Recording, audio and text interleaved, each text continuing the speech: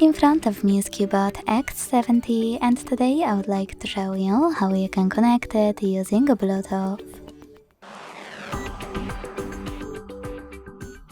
Begin by opening Settings and clicking on Connected Devices.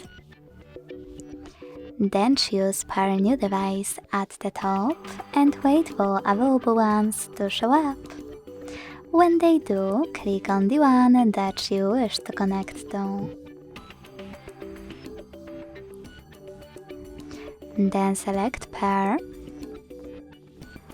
and wait for the other device to accept your connection request.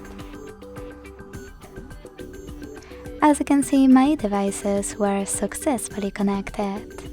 If you wish to disconnect them, click on this gear right next to your device.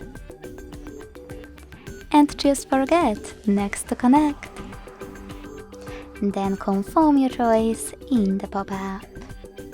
Thanks so much for watching. If you enjoyed this video, leave a like, comment and subscribe. Bye!